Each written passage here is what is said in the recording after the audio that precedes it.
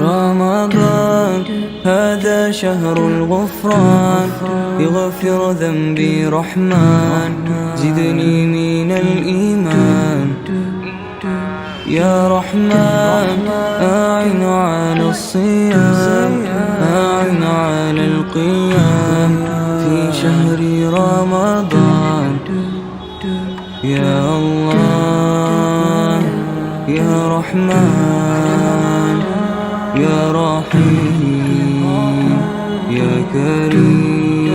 তো আপনারা যে এই কাজটা করতেছেন, তো এই মহৎ কাজের উদ্দেশ্যটা কি বা কারণটা কি আপনারা যে এই কাজটা করতেছেন? যে আলহামদুলিল্লাহ, আমরা খিদমাতুল উম্মাহ ফাউন্ডেশন সবসময় জাতির পাশে থেকেছি, অতীতেও থেকেছি। আর এই ইফতারের আমাদের এই ছোট্ট এই আয়োজনটার মূল উদ্দেশ্য হচ্ছে রাসূল করিম সাল্লাল্লাহু আলাইহি ওয়াসাল্লামের ওই হাদিস, যে হাদিসের মধ্যে রাসূল করিম সাল্লাল্লাহু আলাইহি ওয়াসাল্লাম বলেন, মান ফাত্তারা সাইমান কানা লাহু মিসলু আজরিহি, যে কোনো রোজাদার ব্যক্তি যদি কোনো রোজাদারকে সামান্য কিছু মাধ্যমে যদি ইফতার করায়, সে তার এই পুরো রোজার এই সওয়াবটা পায়। সে মহৎ হাদিসকে লক্ষ্য করে কেন্দ্র করে আমরা খিদমাতুল উম্মাহ ফাউন্ডেশন, আমরা আমাদের স্বেচ্ছাসেবকদেরকে নিয়ে আমরা এই বাটা সিগন্যাল মোড়ে আমরা যারা পথচারী, যারা রাস্তার মধ্যে রয়েছেন, তাদেরকে ইফতার করানোর জন্য আমরা ছোট্ট একটা আয়োজন করেছি। কারণ বিভিন্ন সময় দেখা যায় যারা চাকরিজীবী, যারা বিভিন্ন সময় চাকরি করেন, তারা 8 ঘন্টা বা 10 ঘন্টা ডিউটি করে বিকাল 4টার দিকে বা 5টার দিকে যখন তাদের অফিস ছুটি হয়, তো সেই মুহূর্তে যখন তারা রাস্তায় পরিবারের সাথে ইফতার করার জন্য যখন বের হয়, ঢাকা শহরে জ্যাম জটের কারণে তারা দেখা যায় বাসায় ইফতার করতে পারে না, তারা হচ্ছে রাস্তার মধ্যে তাদের আজান হয়ে যায়।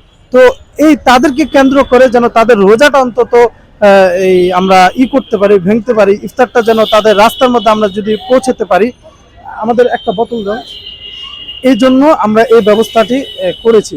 আমরা যদি আমাদের এই প্যাকেজের মধ্যে আমরা কি কি জিনিস দিয়েছি, খুব ছোট্ট একটি উপহার, এখানে ভালো মিনারেল পানি, এখানে খিদমাতুল উম্মাহ ফাউন্ডেশনের ব্র্যান্ডিং করা, এখানে হচ্ছে ভালো মানের খেজুর দেওয়া, বরই দেওয়া, আঙ্গুর দেওয়া, যেন একজন মানুষ এই রাস্তাঘাটে চলা অবস্থায় যেন সে তার কিছুটা এই ইফতারিটা যেন নিবারণ হয়, তার পানির পিপাসাটা যেন শেষ হয়। মানে আপনারা কি এই ধরনের উদ্যোগগুলো এই প্রথম নিয়েছেন না আরো করেছেন আপনারা?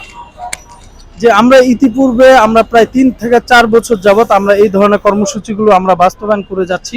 রমজানের সময় ঈদ প্যাকেজ বিতরণ, ইফতারের আয়োজন, বিভিন্ন ঈদের ব্যবস্থা করা, ঈদের কেনাকাটা করা, তারপর হচ্ছে আপনার শীতের সময় শীতাবস্ত্র বিতরণ করা।